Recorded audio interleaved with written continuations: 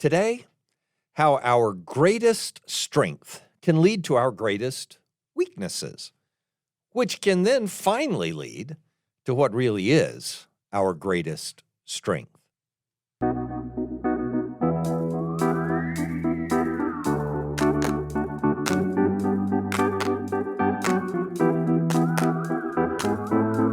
Welcome to Coffee with Creamer, where you get to sit down with our host, Dr. Barry Creamer, for a conversation about faith, life, and culture.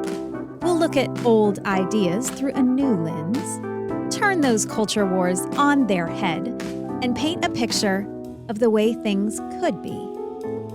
If you like your thinking deep and your coffee hot, pull up a chair. You're in the right place.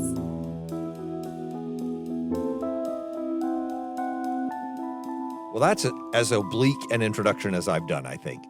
The thing I want to talk about does have a lot to do with the things we're best at and how we improve about those things and how we see the weaknesses in our own life and think about those things and our relationships with other people in the context. And in some ways, it's going to be a discussion that just requires us to balance ourselves in the middle of this very narrow path where if we turn too far to the left, we become these self-absorbed, arrogant egotists. And if we turn to the right too far, we become these self-deprecating people who are focused artificially on altruism. And we don't want to fall off of either of those, in either of those directions, but to stay right in the middle of the path. And so let me explain what I'm getting at. The instigation for the discussion I want to have today or the conversation I want to have today. And I'll just take it from my own experience briefly. A couple of illustrations shortly. Number one, when I played racquetball, and I played racquetball for a long time, loved the sport. I still love the sport. I just don't play anymore. My knees are not good enough. I'm not good enough as a player. But when I did play racquetball, absolutely loved it. I started playing in high school, played through college, through the 3 decades that followed that until I moved to Dallas, and then I took up cycling instead. And in racquetball, you know, it's just like tennis, forehands and backhands. I mean, it's not like tennis because it's a lot of wrist movement and so on. So the swing is different, but the game is similar in that way that it's a racket sport. You've got forehands and backhands, and most people are just like most other people. Their backhand is terrible. And so if you can hit it to their forehand, you're going to be hitting to their strength. If you hit to their backhand, you might make them weaker. Most people serve to another person's backhand because of it. I didn't want a lesson on racquetball today. Well, I'm almost done. The point is that, of course, my backhand was just like everyone else's. It was pretty bad. And it's weird to swing across your body the way you have to do with the backhand and so on. And so early on, I decided as a racquetball player, when I was in high school, I decided, well, I was going to work on my backhand. And probably for a decade, when I would warm up, when I would just be hitting the ball with myself in the court to get ready for a game, for a match, or if nobody was around to play and all I could do was warm up that day, all I did was practice my backhand. I mean, overhand, down low, whatever. It was backhand, backhand, backhand, backhand. That's it. And over time, my backhand became the very best part of my game by far. And it was pretty good. I mean, I could whip some people around if I do say so myself, and nobody else is going to say it, so I will. Anyway, I had a great time doing it. I loved racquetball. But by the way, enjoyed it with so many different people that became so important in my life. And I'm so grateful for that time. But it was interesting that it was focusing on a weakness that was central to me in order to improve my game. And my forehand just stayed about like it was to begin with.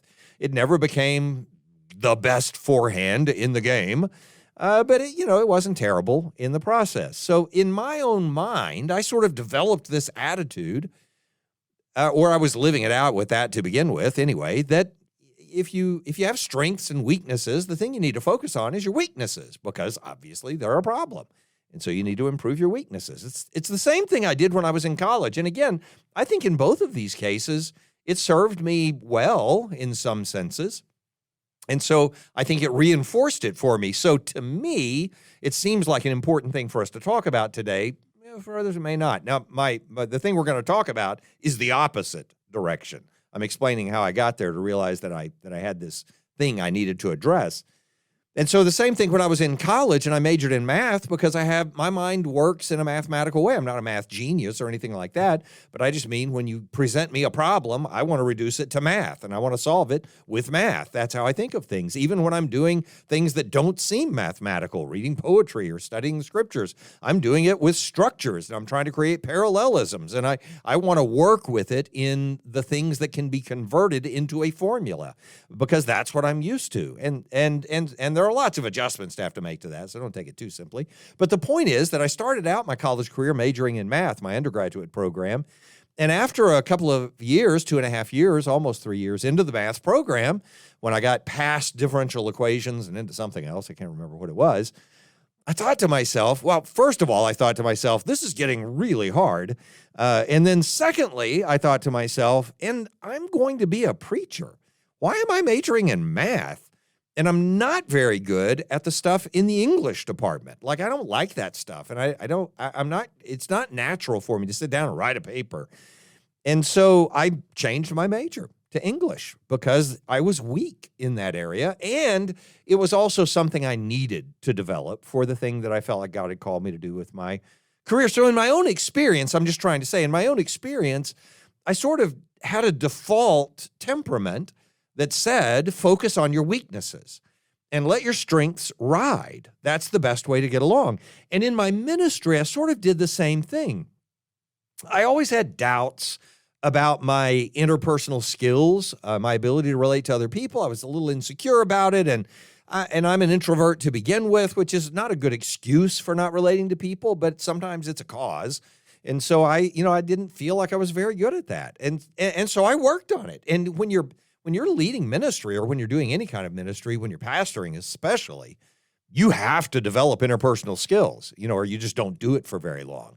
And so I did. I developed a lot of interpersonal skills, and it served me well, and I'm glad I did. And I had to work hard on it, and I'm grateful for the influence that has had on my life.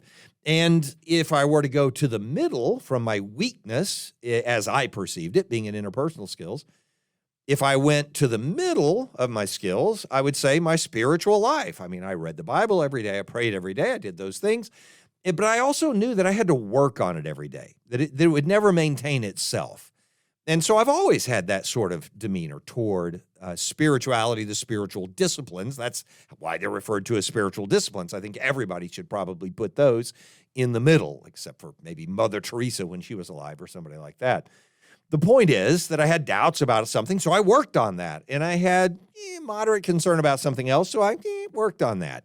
But I also had total confidence in my, and this sounds so arrogant. I don't mean it this way, but I mean, my whole career has been built around this. And so I'm just, I'll just say it. I mean, I can get by with it. My speaking ability, I just knew that I could get up in front of people and speak.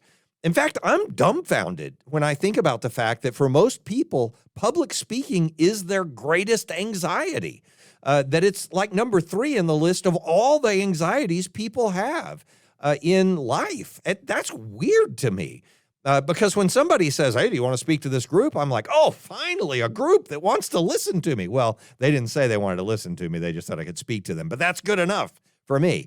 I love speaking in public, and I always have. I started in the 8th grade with a speech to, a gathering of our students for some student body election. I didn't even care about running for the student body president. I just wanted to give a speech. You get to give a speech? I'm going to run for that office. And I ran, and it just changed my life. It's like, oh, this is what I've always wanted to do. I love public speaking. So when I debated, I loved the public speaking element of it. When we were doing extemporaneous speaking, I loved the speaking part of it. And so for preaching, for pastoring, for me, getting to prepare a message and then getting up on Sunday morning and speaking and having somewhat of a captive audience, it was just glorious. And so I didn't work on it, didn't need to work on it. I can do public speaking. People are going to pat me on the back out of the way of the church and say, oh, that was a great sermon, Pastor. At the time, I didn't realize people are just nice. I thought I had actually preached a great sermon, and so, and I could get by with my public speaking. So I didn't work on it at all. I worked on my weaknesses and I let my speaking just ride. And that was and now I know, I mean, as I look back, I robbed my congregation that was so faithful to me for 17 years. They were just, I was just blessed. They were so faithful. And I did not give them the best that I could have given them. I did not develop the thing that really was the principal reason they were willing to call me as a pastor when I was 24 years old, and that I could have developed into something much better for them. And I have worked on it since then, obviously. But my point in all of that is to say today, as we have this part of the talk, why it might be important for us as people.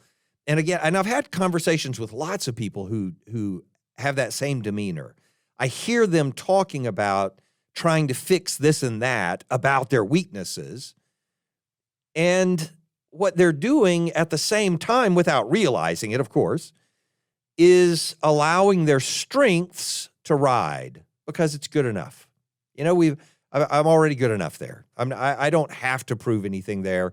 I can get by with it the way that it is. And I think that's a confusion in us and a loss for a lot of reasons. Now, and by saying that, I don't mean to say that there's no value in improving weaknesses. There is a value in it. So I don't want to undermine the fact that we can broaden our horizons. For instance, I know there's a value in focusing on your weaknesses and trying to improve yourself in those areas because you can discover unknown strengths. So especially when people are younger or even just entering a new phase of life, whatever it is. So really, honestly, that would mean any time because you can always enter a new phase of life. There's a value to discovering these unknown strengths, and you can do that in a lot of different ways. I mean, one is simply trying something out you haven't tried before and realizing that you have a gift that you didn't know you had. Lo and behold, you can sing. Wow. Have you ever done that before? No, I never sung a song before. You're actually quite good. You need to do more of that. That happens a lot. And so I love that. And that a person would say, yeah, I don't think I can really do that. But I guess I should give it a try just to see. Cool. I think that's fantastic. And there is a value in that. The other way we discover unknown strengths, by the way, is realizing that we've just ignored certain disciplines in life. I mean, not only do we not know the things we don't know, right? But we don't even know sometimes the categories in which we don't know anything. I remember the very first time I took a class that was even related to philosophy, I was already a master's student, a graduate student, and I had never taken a philosophy class. I avoided them. I think my super conservative background had taught me that philosophy was wicked, and you just stay away from those navel-gazing evil people. And they, in some ways, they're not all wrong. But my point is, I avoided it until I was a graduate student, and in my late 30s, took the first class where somebody started bringing up some of these philosophical questions that are fundamental about epistemology and ethics and so on. And it was actually an ethics class in my graduate program, not even a philosophy proper type course. But it was enough that I opened my eyes and went, oh my soul, this is where people talk about all that stuff I've been curious about since I was a little kid. I never knew anybody else talked about this stuff. And that was all it took. I mean, my PhD was half in philosophy. I did humanities in the areas of philosophy and history. And it was just, everything. It was like turning over a brand new leaf every day that I was opening these books. And so there are ignored disciplines that we can discover when we're willing to focus on strengths, on our weaknesses, and trying to improve those. So I think that's worthwhile and great and good. So I'm not trying to disparage all efforts to improve our weaknesses by any stretch of the imagination. It's even important simply to become a better rounded person. That's great. I don't like certain kinds of music, so sometimes I listen to those kinds of music just so I'm, for one, exposed to the ideas that go with certain kinds of music because they are different. Different styles of music bring up different temperaments and attitudes and responses to things that are going on in the world and so on. And sometimes I discover I actually love a kind of music I didn't know that I would love. And I'm pretty surprised by that, as a matter of fact. Anyway, so there's a value in focusing on our weaknesses like that. But on the other hand, there's also the reality that in some ways, even if you focus on a weakness, you're still going to be weak. I took piano lessons for, I don't know, 4 or 5 years when I was a little kid, and I still just clunk keys on a piano. I can make chords. I can make myself learn a whole song, even really sort of complex songs, and get all the notes right. I'm putting that in air quotes, really, and even my air quotes are clunky. But I can't make it into music. I can make it the right rhythm, or I can play the right chords, but I can't turn it into art. My kids, my wife, they can do that. Not me. And I'm okay with that. I get it. I accept it.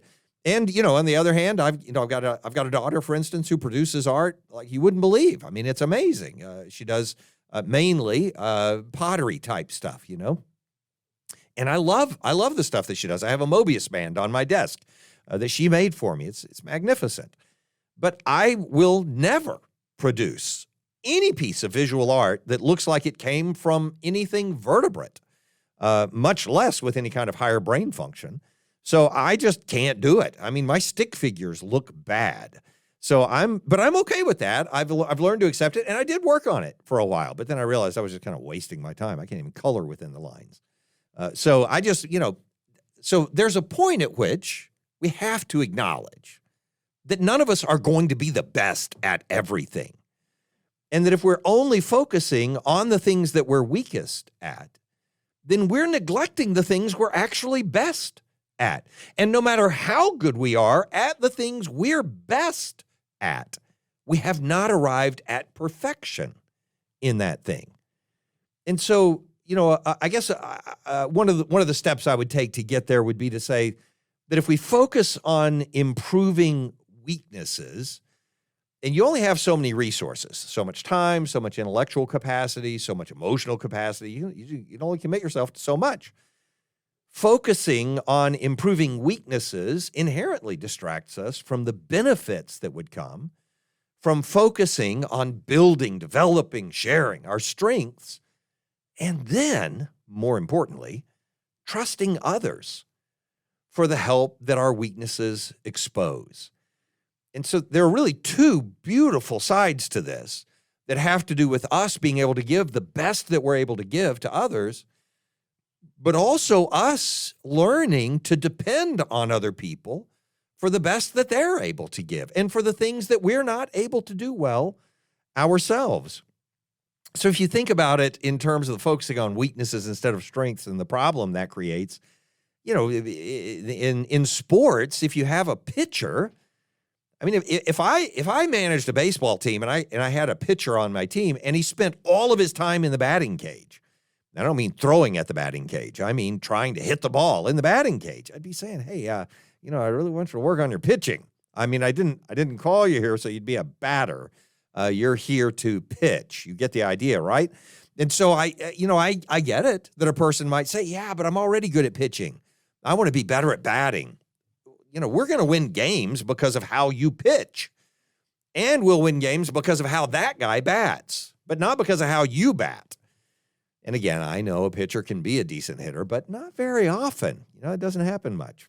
Anyway, same thing, exact same thing I would say about all those actors or comedians or whoever it is, who then turn around and want to become a musician, So I'm famous as an actor, therefore my album is worth you buying and listening to my songs. And they may even be good. Sometimes they're decent, I can think of some. I would name some, but I don't want to be picking on people. And I would say, yeah, you can be decent. Maybe you're making decent music, but it wouldn't be music that would cause people to go out and buy your album if it weren't for all the other stuff you did.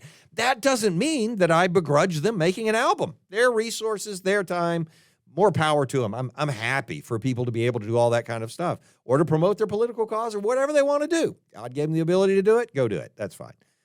But I would say the more you're focusing on that, the less you're focusing on the things that actually made you so important to the community around you, to the people around you, that they were willing to put up with your caterwauling when you wanted to sing as well. That's a harsh way to put it, isn't it? Okay, so anyway, you get the idea.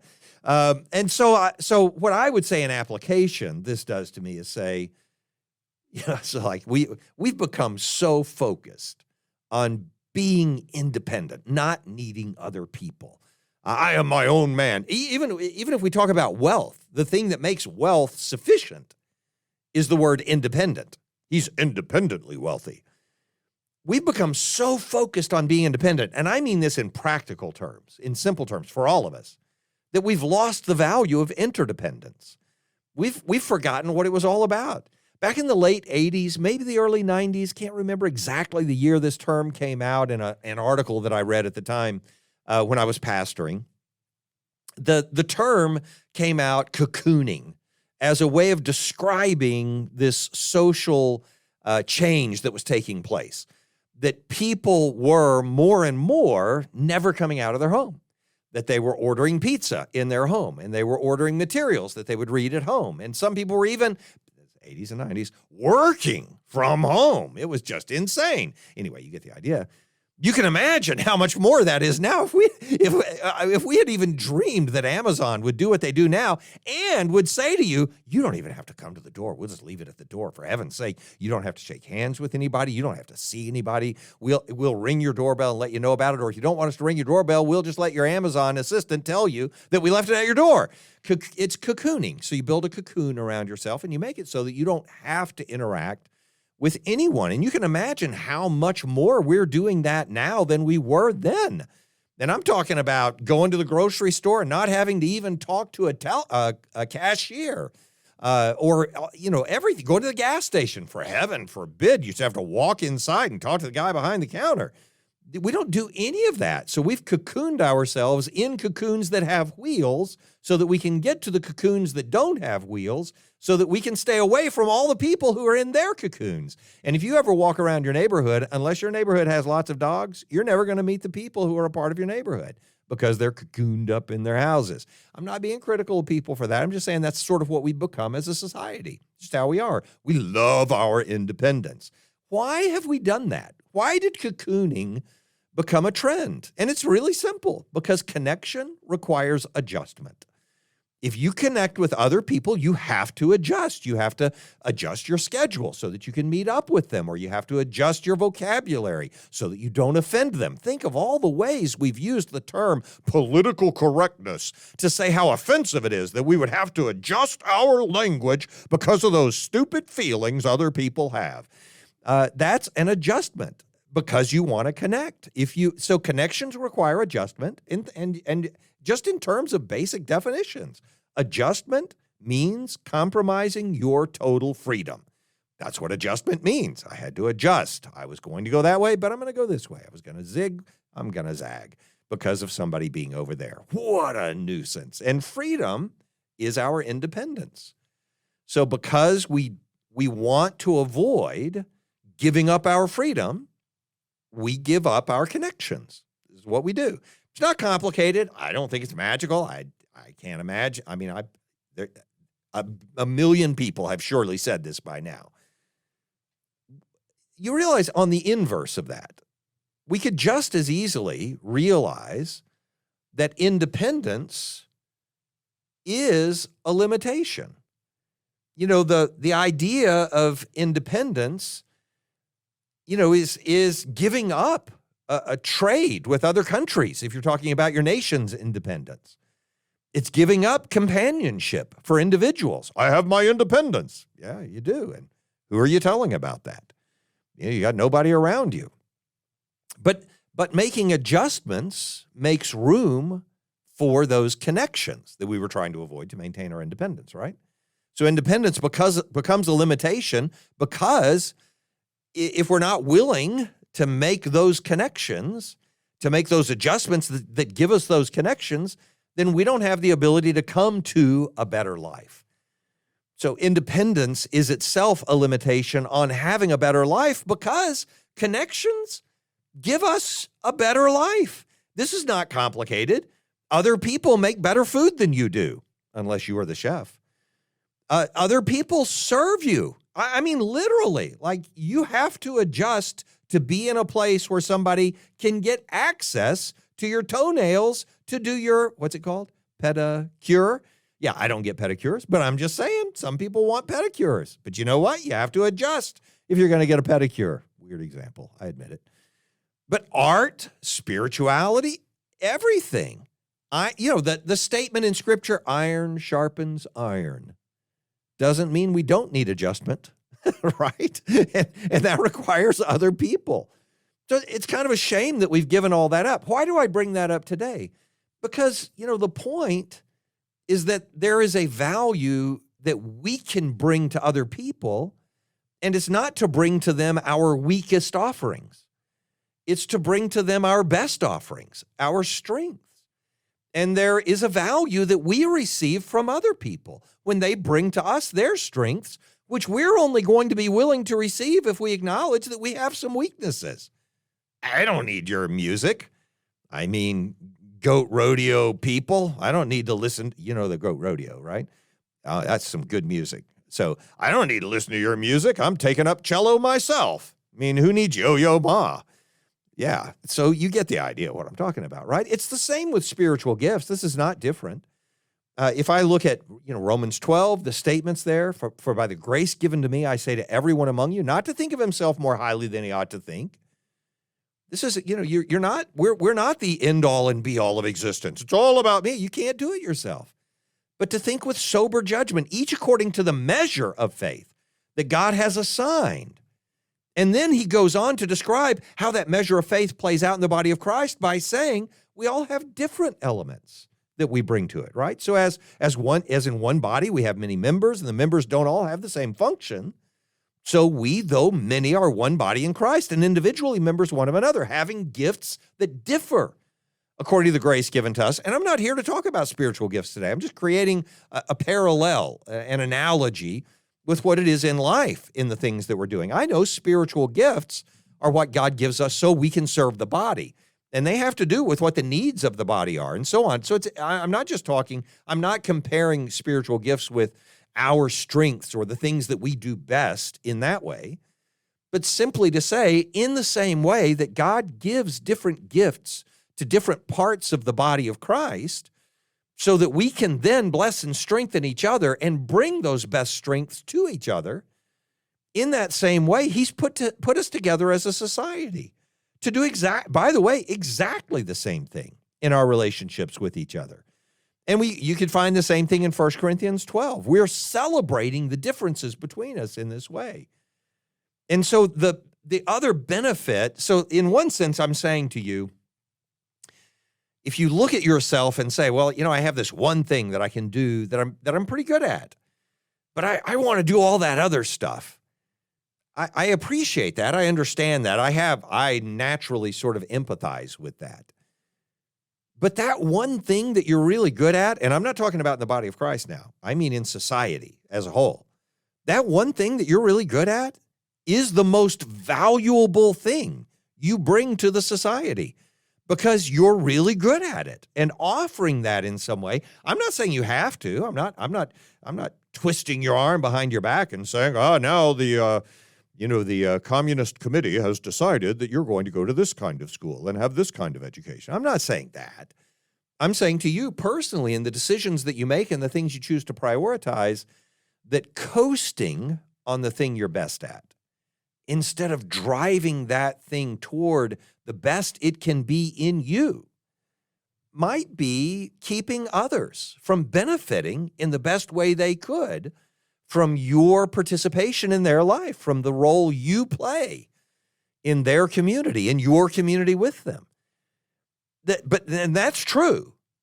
But the other benefit that goes with it is that when we focus on the strengths that we have, we make room for relying on the strengths that other people have. And that way, by focusing on it, we have to learn to rely on other people for the things at which we're not the best anyway.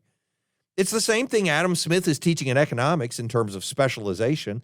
I won't focus on that very long at all. In fact, I'll just skip right through it. But you know what I'm talking about in The Wealth of Nations, a book that underpins some of the basic concepts of economics that we follow to this day. And I know the significant revisions that we give to it in the 19th and 20th centuries and blah, blah, blah. But the point, or in the 20th century especially, but the point is, it's still the case that specialization, I'm good at this, you're good at that, I'll focus on this, that way I'll contribute to the economy in the best way I can, is a really fundamental concept, not just of free market economics, but just the nature of economic functioning. And when Wilhelm von Humboldt, and I think this is a better illustration of what I'm talking about, gives us the book, The Limits of State Action. This is back in 1792 or somewhere around there. I didn't look up the exact date, but he wrote it in the late 1700s, around 1792, because it was after the French Revolution. So you'd had a couple of revolutions, and the idea of monarchy was falling aside, and then the concept of what the state would do and wouldn't be able to do, and how government would be formed, and what the social structure would look like was up in the air. They were trying to figure it out. And a huge part of what he wanted to focus on is the value that personal liberty gives to the best that a society can be. That is, and a lot of libertarians, by the way, I think the Libertarian Press is the thing that puts out this book, The Limits of State Action, whatever the Libertarian Press is called. And the idea was to say this, that the government should not choose what people are going to be taught.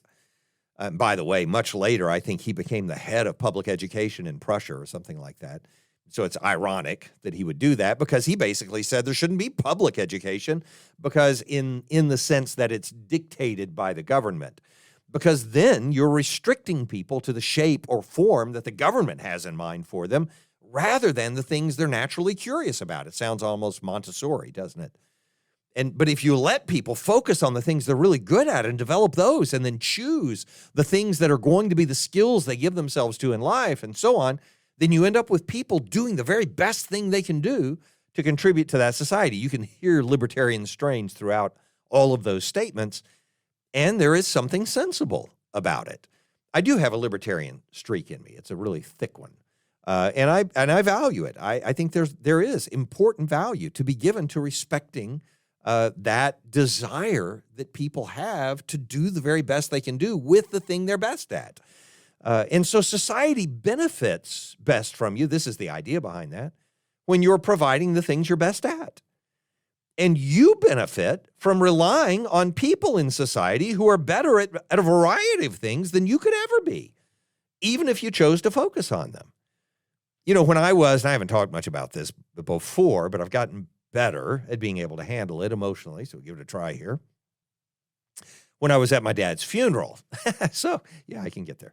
So when we planned the memorial service, I'm blessed to have all four of my kids are unbelievably talented, gifted. I'm not just saying that as a proud parent. I would say it just as a proud parent, but I mean objectively, they're just really good at a lot of things, and I'm blessed by that and encouraged by that. But my two sons in particular have given themselves to music. They are great at it. The music that we use on this show is a product of my oldest son, by the way. Both of my sons are just, they're amazing at music, and that's their thing. That's what they do, and they're well received in doing it. And so anyway, because they make music, we asked them to perform, to lead some music for the memorial service for my dad when he died. And so when they did it, I was just dumbfounded by the quality of the music. And I've done ministry for a long time, and so I've done a lot of funeral services and been involved in a lot of worship services, a lot of events that required music, weddings and funerals and all that kind of stuff too.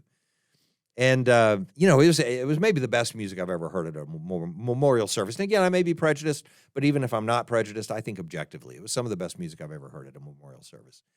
And it's because they've given themselves to music. I could never do that. I could desire it as much as I want. I could want to do it as much as I want, and I could never make the music that they made. Even if I practiced for 20 years, it's just not in me the way it's in them. It's a piece of art for them. And between the emotion and the music and the performance itself and the attitude they had with each other and the humility they brought out of respect to my dad, all of that, it was just magnificent. And I'm so glad that that I was able to hand to someone else the responsibility to choose the songs and make the music and decide how they were going to perform it, and then to actually do it. Instead of thinking, well, I'm just going to put on the best I can do, because I spoke at the memorial service. I did the part that I was supposed to do. But I think it was so much better because we relied on different people to do the things they were best at. And so focusing on strengths, makes several things possible, which would otherwise simply vanish into oblivion. And this is me saying to you, I know you may, if you're still listening, first of all, I'm surprised, but I'm glad. But if you are still listening, you might be thinking, oh, well, whatever. I mean, somebody who has strength, that's what they should focus on. But I don't think you get how much we're this way. If you're good enough at something that other people aren't correcting you about it, your tendency is going to be to let it lie. It's good enough. I'm not going to improve that anymore. I've read enough about that. I know enough about that. I've told students who are studying scriptures, when do you think you've figured out a passage? And they'll say, when I've studied it and answered all the questions. And I say, answered all the questions or just answered the ones you were asking at the moment? Because when we're satisfied is when we've just gotten enough that it's good enough, that we're not concerned about it anymore. And not being concerned about it anymore stops our curiosity and we stop learning. It's what made C.S. Peirce's version of pragmatism a philosophy that would come to dominate America. And I mean it in a good way. He recognized that when you stop doubting, you stop learning. And what I'm suggesting is that some of you are so good at what you do, and it's so natural to you that you don't doubt that anymore. You know you're going to be able to do it. And I'm guilty of this on a lot of things. Not a lot of things. I'm not good at a lot of things. But I'm guilty about it on some things. And I don't want to be that way on whatever it is. I don't want to say, I know the Bible well enough. I guess I'm done. I don't want to say, I speak well enough. I guess I'm done. I don't want to be a person who says, I've covered that passage. I know that answer. That's good enough. That class is good enough. I don't need to add any more to it. I don't need to study it again or rewrite it or re-prepare it. I don't want to be that way. I don't want to bring people slop. I don't think God put me here so that I would do that. And I don't think he put you here so we would do that. And so I am talking to you to say those things that you think are good enough and you don't need to figure out anymore. Maybe those are the things you can go back to and say, how can I make that even better? How can I make it so that this is something I could offer to other people at an even higher level to make more of a difference for them?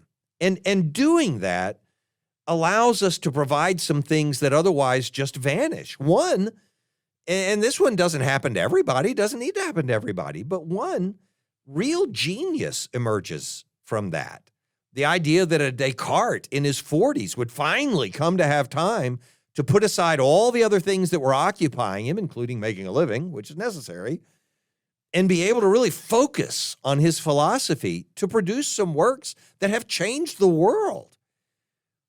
That doesn't happen if you don't focus on the things that are your strength. I could say it about so many things. As the president of a college, I think about it in terms of our mission. When we focus on what makes Criswell College what it is, the thing that sets us apart, then we do something that changes our community in the best way we can have an influence on it. And if instead we just tried to become everything that everybody else is doing to make a living and to expand the college and to have more attendance and all that kind of stuff, we just sort of fall into the slough of mediocrity. And that's not what we're about. So in one sense, it allows for these world-changing, unique influences to emerge. And in another sense, in a second sense, it also provides the community with the benefit of the very best that you have to offer.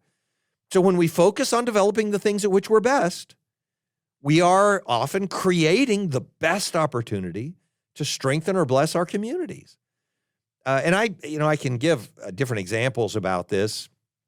I won't focus on it. I'm not saying that somebody has a right to demand from you the best that you have to give, other than God. But I am saying you may have an obligation to provide for them the very best thing that you can offer. And so, as we think about ethical responsibilities, right, we think in prima facie duties. I've talked about William David Ross on this program on a previous episode. And, the ideas of promise keeping and gratitude and reparations, and under generosity, the ideas of sharing and beneficence, and then self-improvement, non-maleficence. Both beneficence and self-improvement, beneficence, doing good, making a difference for other people that's good, intervening in a way that brings help. And then self-improvement, they kind of go hand in hand. And in what we're talking about right now, that's what we're describing. That your opportunity to serve other people in the very best way you can serve them may be best manifested by focusing on the things at which you're already best, but could be even better with a little focus. So again, sometimes the best thing you can do for others is use the best thing you're able to do for them. But then the third thing, and this is the reason I wanted to have the conversation, and I'll close with it. The third thing it does is force us to depend on others who in turn offer their strengths to us because we're acknowledging that we have weaknesses. And sure, I'll work on it some, but I still need help where I have weaknesses.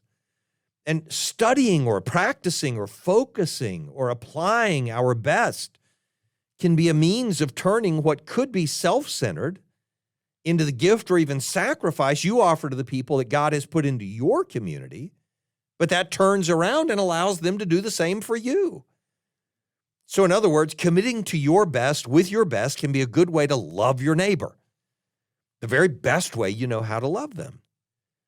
It also says to them, to someone you want to trust you, that you trust them. And because our greatest strength, remember I said our greatest strength can lead to our greatest weakness? You know, focusing on your strengths can reveal your weakness. But what does revealing your weakness do? It reveals what our greatest strength was to begin with. Our greatest strength is what comes together when we come together with the people God uses to make us better. That's how we love our neighbors. That's how we love one another.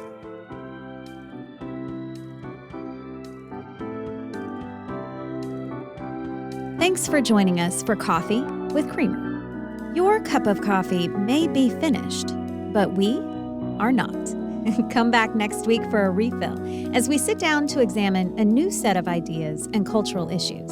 Don't miss an episode. Subscribe wherever you get your podcasts or visit our website at barrycreamer.com. Until next time, keep your mug hot and your mind sharp.